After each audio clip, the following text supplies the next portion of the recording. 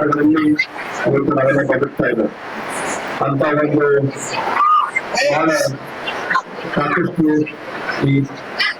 ಈ ಒಂದು ಎಲ್ಲರಿಗೂ ಕೂಡ ಅವರ ಒಂದು ಆಶೀರ್ವಾದ ಮೂಲಕ ಸಾಕಷ್ಟು ಜನರಿಗೆ ಅನುಕೂಲ ಮಾಡಿಕೊಟ್ಟು ಅವರ ಸಹಾಯಗಳ ಮೂಲಕ ಇವತ್ತು ಅವರು ಯಾವಾಗಲೂ ಕೂಡ ಅಂತ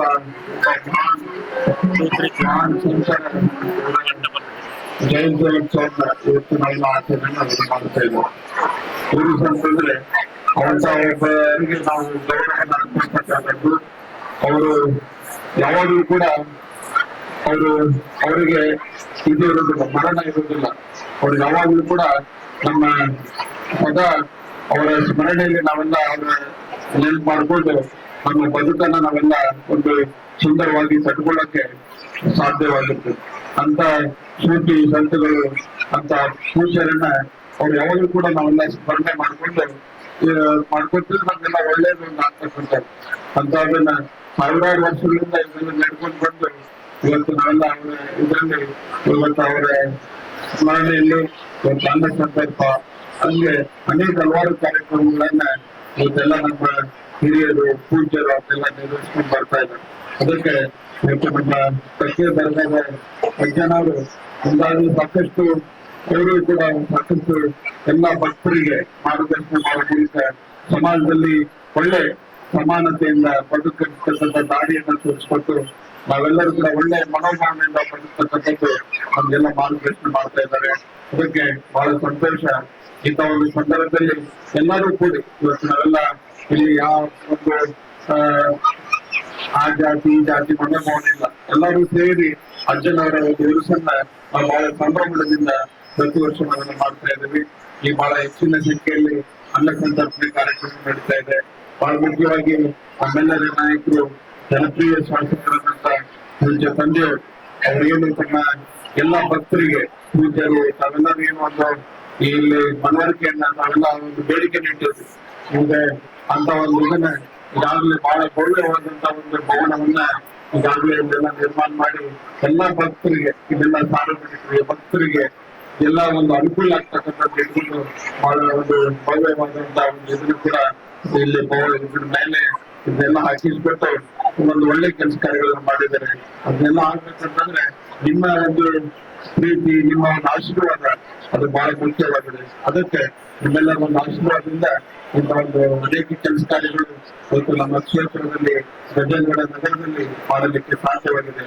ಸದಾ ನೀವು ಯಾವಾಗಲೂ ಕೂಡ ನಮ್ಮ ನಾಯಕರಿಗೆ ನಮ್ಮ ಒಂದು ಅವರಿಗೆ ಯಾವಾಗಲೂ ಕೂಡ ಒಂದು ಆಶೀರ್ವಾದವನ್ನು ಮಾಡ್ತಾ ಇಂಥ ಒಂದು ಅನೇಕ ಜನಪರ ಕೆಲಸ ಕಾರ್ಯಗಳನ್ನು ಮಾಡಕ್ಕೆ ತಾವು ಯಾವಾಗಲೂ ಕೂಡ ಪ್ರೋತ್ಸಾಹ ಸಹಕಾರ ಕೊಟ್ಟು ಇವತ್ತು ನನ್ನನ್ನು ಕೂಡ ಪೂಜ್ಯರು ಅಜ್ಜನವರು ನಮ್ಮ ಈ ಒಂದು ಏನು ಅನ್ನ ಸಂತರ್ಪಣೆ ಕಾರ್ಯಕ್ರಮ ಇದೆ ನನ್ನನ್ನು ಕೂಡ ಬರ್ಮಾಡ್ಕೊಂಡು ಇಲ್ಲಿ ಮಾತನಾಡಲು ಅವಕಾಶ ಮಾಡಿಕೊಟ್ಟದೆಲ್ಲ ಎಲ್ಲ ಹಿರಿಯರಿಗೆ ಪೂಜ್ಯರಿಗೆ ಎಲ್ಲ ಯುವ ಸ್ನೇಹಿತರಿಗೆ ವಂದಿಸಿ ನಾನು ಮಾತನ್ನು ವಿಶ್ಲೇಷಿಸಬೇಕು.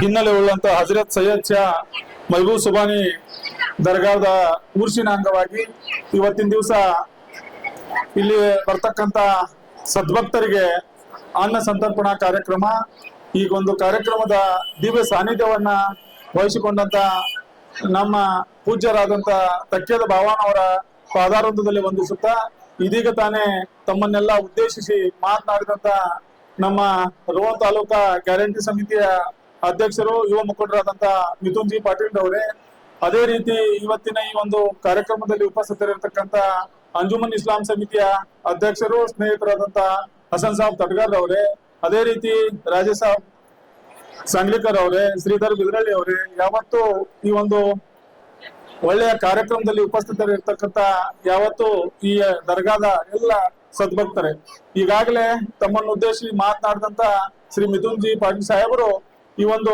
ಉರ್ಸಿನ ಪ್ರಯುಕ್ತವಾಗಿ ಈ ದರ್ಗಾದ ಇತಿಹಾಸದ ಪ್ರಯುಕ್ತವಾಗಿ ಅನೇಕ ವಿಚಾರಗಳನ್ನ ಪ್ರಸ್ತಾಪ ಮಾಡಿದ್ದಾರೆ. ಬಹುತೇಕ ಇಲ್ಲಿರ್ತಕ್ಕಂಥ ಗಜೇಂದ್ರಗಡ ಮತ್ತು ಸುತ್ತಮುತ್ತಲಿನ ಒಂದು ಗ್ರಾಮಗಳಿಗೆ ಈ ಒಂದು ದರ್ಗಾದ ಬಗ್ಗೆ ನಾವ್ಯಾರು ವಿವರಿಸಿ ಹೇಳುವ ಅವಶ್ಯಕತೆ ಇಲ್ಲ. ಯಾಕಂದ್ರ ಇದಕ್ಕೆ ತನ್ನದೇ ಆದ ಒಂದು ಇತಿಹಾಸ ಇದ್ದು ಐತಿಹಾಸಿಕ ಹಿನ್ನೆಲೆ ಉಳ್ಳಂತ ಒಂದು ಈ ಒಂದು ದರ್ಗಾ ಇದು. ಇಲ್ಲಿ ಇವತ್ತು ಉರುಸಿನ ಪ್ರಯುಕ್ತ ನಮ್ಮ ಏನು ಅಜ್ಜನವರು ಇಲ್ಲಿ ಬರ್ತಕ್ಕಂತ ಎಲ್ಲ ಭಕ್ತಾದಿಗಳಿಗೆ ಅನ್ನ ಸಂತರ್ಪಣೆಯನ್ನ ಮಾಡೋದ್ರ ಮುಖಾಂತರ ಒಂದು ಅನ್ನ ಸಂತರ್ಪಣೆ ಅಂತಂದ್ರ ವಿಶೇಷವಾಗಿ ಇವತ್ತ ಅದು ಒಂದು ಆಶೀರ್ವಾದದ ಸ್ವರೂಪ. ಯಾಕಂದ್ರ ಎಲ್ಲಾ ಕಡೆ ಈ ರೀತಿಯಾದ ಅನ್ನ ಸಂತರ್ಪಣೆ ಸಿಗುವುದಿಲ್ಲ. ಬಹುತೇಕ ದೇವರ ಕೃಪಾ ಕಟಾಕ್ಷಿ ಇರ್ತಕ್ಕಂತ ಒಂದು ದರ್ಗಾ ಇದು. ಇಲ್ಲಿ ಬಹುತೇಕ ತಾವು ಬಂದು ತಮ್ಮದು ಯಾವುದೇ ಅಭಿಲಾಷೆಯನ್ನ ಇಲ್ಲಿ ತಾವು ಸ್ಥಿರವಾಗಿ ಕೇಳ್ಕೊಂಡ್ರ ಅದು ಆಗಿಲ್ಲ ಅನ್ನೋ ಪ್ರಸಂಗನೇ ಇಲ್ಲ. ಯಾಕಂದ್ರ ಅಷ್ಟು ಶಕ್ತಿಶಾಲಿಯ ಒಂದು ಪೀಠ ಇದು.